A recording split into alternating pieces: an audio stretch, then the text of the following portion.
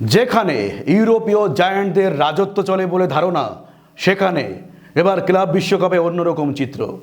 লাতিন আমেরিকার দুই পরাশক্তি ব্রাজিল ও আর্জেন্টিনার ক্লাবগুলো দেখাচ্ছে নজর করা আধিপত্য। মাঠের খেলায় যেমন আগ্রাসী, তেমনি কৌশল ও ট্যাকটিক্সে ইউরোপীয় ক্লাবগুলোকেও চাপে ফেলছে এই লাতিন ঘরানার দলগুলো।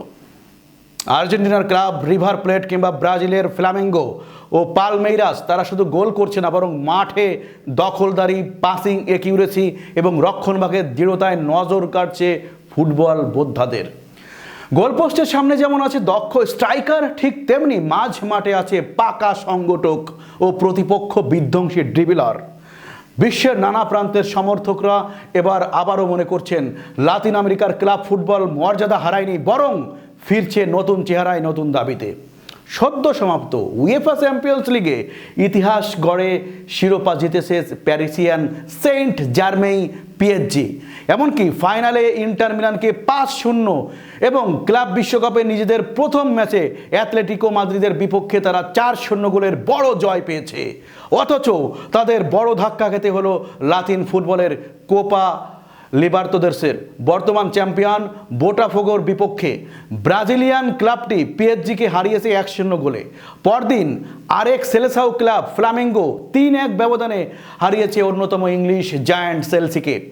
চলমান ক্লাব বিশ্বকাপে ব্রাজিলের 4টি এবং আর্জেন্টিনার 2টি ক্লাবে অংশ নিয়েছে। এর মধ্যে ব্রাজিলের 4টি ক্লাবই এই মুহূর্তে নিজেদের গ্রুপের শীর্ষে রয়েছে।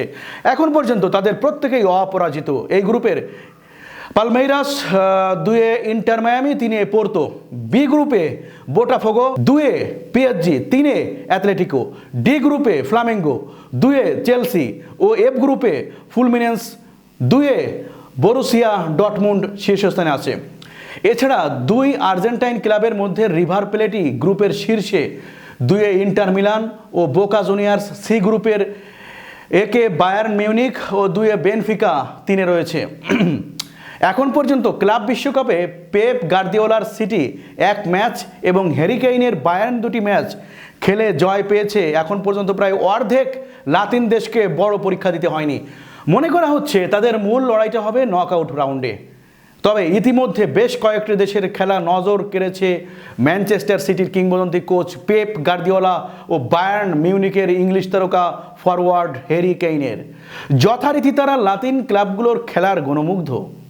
ফলে প্রশংসা করার পাশাপাশি ইউরোপীয় দলের জন্য যে ব্রাজিল আর্জেন্টাইন স্থানীয় ফুটবলাররা বড় চ্যালেঞ্জ তৈরি করেছেন, তারা সেটি অকপটে স্বীকার করেছেন।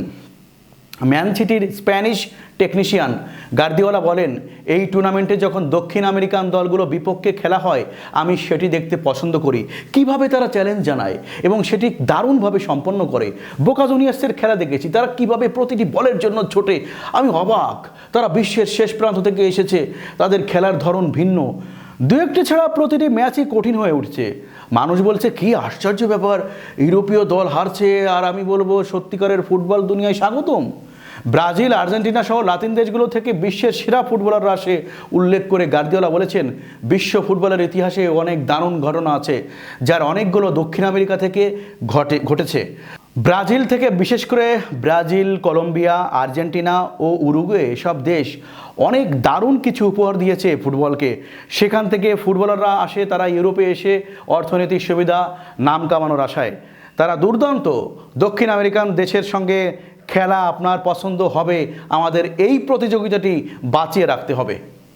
তো বন্ধুরা, এই ছিল আজকের মতো প্রতিবেদন। যদি আমাদের এই প্রতিবেদন আপনাদের ভালো লেগে থাকে, তাহলে আমাদের ইউটিউব চ্যানেলটি সাবস্ক্রাইব করবেন এবং ফেসবুক পেজটি ফলো দিয়ে আমাদের সঙ্গেই থাকবেন। শীঘ্রই নতুন আরেকটি প্রতিবেদন নিয়ে আপনাদের সামনে হাজির হব। ততক্ষণ আপনারা ভালো থাকুন, সুস্থ থাকুন এবং আমাদের সঙ্গেই থাকুন। ধন্যবাদ সবাইকে।